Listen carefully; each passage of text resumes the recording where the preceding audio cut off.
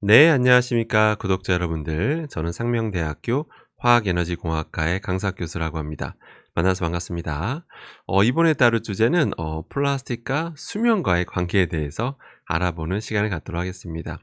사실은 원래 제가 좀 다루려는 주제가 딴 거였었는데, 갑자기 최근에 제 지인들이 워낙 많이 좀 또 제보를 해주셔 가지고 저도 모르고 있던 내용을 제보해 주셔 가지고 그 내용에 대해서 좀 살펴보는 시간을 가져보려고 합니다. 제 지인들이 이제 뭘 보고 저한테 제보를 해 주셨냐면 나름 메이저 언론사에서 이 어떤 신문 기사가 나왔었는데요. 보시는 것처럼 되게 충격적인 기사예요. 보시는 것처럼 "플라스틱을 많이 쓰면 수면 장애도 위험." 이라는 이제 충격적인 제목의 기사가 나왔었어요. 근데 이게 또 이게 포털에 막 메인에 떴었나 봐요. 그래서 그걸 보시고 제 지인들이 캡처해서 저한테 이제 막 제보를 해 주셨습니다.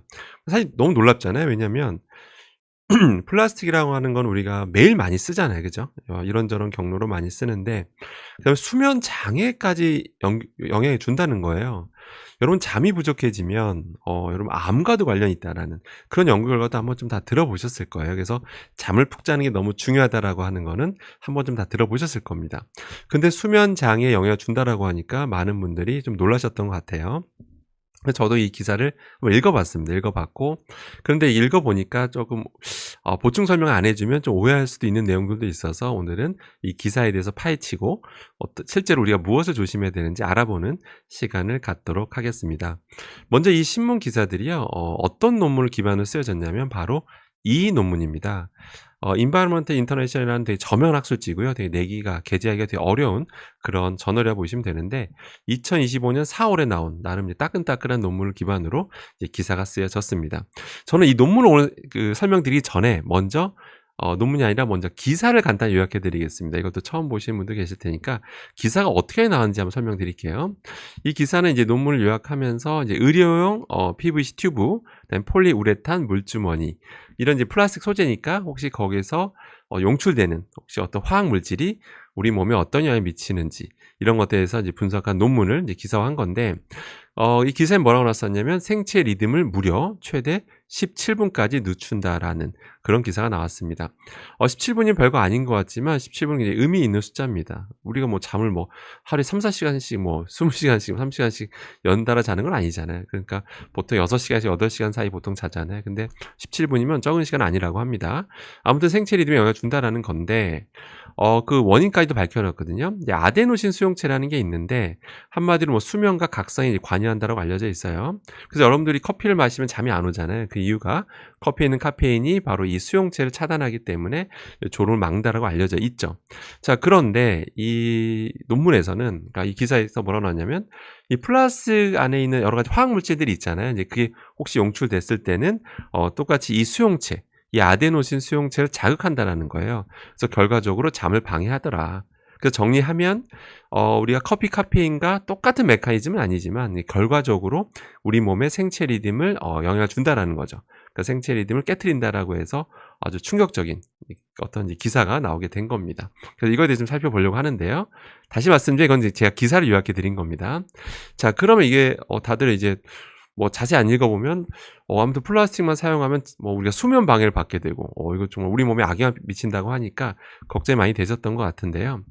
일단 제가 그 논문을 이제 논문까지 말씀드릴게요. 그 논문을부터 말씀드리면 그 논문을 제가 눈여겨 봤습니다. 특히 실험 방법을 눈여겨 봤는데 굉장히 가혹한 조건에서 실험을 합니다. 굉장히 가혹한 조건에서. 그러니까 무슨 얘기냐면요. 그 실험이 메탄올이라고 들어보셨어요? 메탄올? 에탄올은 우리가 먹을 수도 있어요. 이제 술의 원료이기도 한데요. 근데 메탄올은 여러분 7ml만 먹어도 이제 실명할 수 있는 굉장히 그런 위험한 화학 물질인데 아무튼 메탄올로 이제 실험을 했고요. 메탄올로 이제 추출 실험을 했어요. 그러면서 초음파 처리까지 하면서 메탄올 가지고 이제 용출 실험을 했어요. 그래서 한마디로 되게 가혹한 조건에서 실험을 한 거다라고 보시면 돼요. 그래서 실제 사용 환경은 맞느냐라고 따져봤을 때 그렇지는 않습니다. 예, 실험 방법이 너무 가혹한 조건에서 했다. 이렇게 좀 이해하시면 될 것 같습니다. 그다음에 여기서 그 실험한 게 모든 플라스틱으로 실험한 게 아니에요. 그래서 저도 신문 기사 제목이 쪼끔은 좀 아쉽긴 합니다. 마치 이 플라스틱이라고 하니까 모든 플라스틱을 다 같이 마치 통칭하는 것 같잖아요, 제목만 보면. 근데 실제로 실험한 플라스틱은 딱 두 종류입니다. PVC와 이제 폴리우레탄 딱 두 종류고요. 그런데 이 연구진이 우리나라 연구진도 아니고요. 그 노르웨이 쪽인데요. 노르웨이에서 뭐 PVC나 폴리우레탄 가지고 뭐 비닐이라든지 식품 용기라든지 어떻게 쓰이는지는 제가 사실 모릅니다. 그건 뭐 나라마다 법령이 다 다르잖아요. 그래서 저는 모르는데 그 우리나라 입장에서 봤을 때 저 PVC나 폴리우레탄을 이용한 뭐 비닐이라든지 식품 용기라든지 이런 것들은 사실은 우리나라에서 요즘 거의 안 씁니다. 예. 여러분들 뭐 다이소나 어떤 마트 가도 PVC로 된 용기라든지 요즘 비닐 요즘 이런 거는 잘 안 쓰고요. 거의 없다라고 보시면 됩니다. 비닐도 여러분 다 요즘 다 폴리올레핀 계열로 다 바뀌었기 때문에 우리나라는 그렇습니다. 적어도. 그래서 실제 우리가 뭐 정말 수시로 뭐 이런 어떤 음식물들이 여기에 닿아서 막 수시로 뭐 저런 게 용출되고 또 아까 말씀드린 그 논문의 실험 그 환경이 실제 사용 조건과 너무 달라요. 그렇기 때문에 사실은 뭐 크게 우려할 그러니까 그 논문만 가지고 무조건 우리 현실에 그대로 좀 대입하는 건 좀 무리가 있다. 이렇게 보시면 될 것 같습니다. 그런데 사람 얘기 끝까지 들어야 되죠. 자, 일반적으로는 걱정할 필요가 없는 건 맞아요. 자, 근데 하나는 걱정하는 게 맞습니다. 뭐냐면 바로 이런 것들입니다. 이런 것들 공통점이 뭐죠? 뭐 맛도 있지만 우리가 또 배달로 많이 시켜 먹는 음식들이죠. 실제 이거 배달시키면 그냥 오지 않잖아요. 바로 이제 랩에 씌워져서 오게 되는데 그 전에도 말씀드렸다시피 이런 업소용에서 쓰는 랩은 여러분 가정용 랩하고 다릅니다. 업소용 랩들은 지금도 PVC 랩을 많이 쓰고 있거든요. 그래서 PVC 랩이 그대로 저런 기름진 음식에 노출되거나 뜨거운 열기에 그대로 노출이 된다라는 게 이제 문제가 되고 있는 겁니다. 그렇게 되면 제가 예전에도 강조했지만 PVC 랩은 가소제랑을 안 쓸 수가 없어요. 포탈레이트 가소제를 안 쓴다 하더라도 뭐 친환경 가소제 쓴다고 하더라도 요즘 친환경 가소제조차도 요새 논란이 있습니다. 실험 결과들이 막 나오고 있거든요. 그렇기 때문에 제가 그때도 예전에도 말씀드렸다시피 가급적인 배달보다는 직접 가서 드셔라라고 제가 자꾸 말씀드렸습니다. 왜 이렇게 PVC 랩을 허용하느냐는 그 이유는 이게 되게 좋아요. 예, 일반 가정용 랩보다 훨씬 더 성능도 좋고 여러 뭐 방담성이라고 그래서 뭐 습기도 안 차고 막 되게 장점이 많습니다. 그래서 여러분들 마트에서 사는 이런 고기 포장용도 랩으로 많이 포장돼 있잖아요.